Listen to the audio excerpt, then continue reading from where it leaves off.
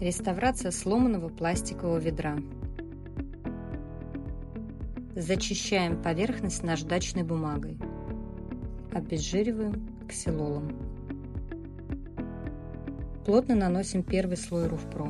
Армируем геотекстилем или одноразовым полотенцем. Плотно и обильно наносим второй слой Руфпро.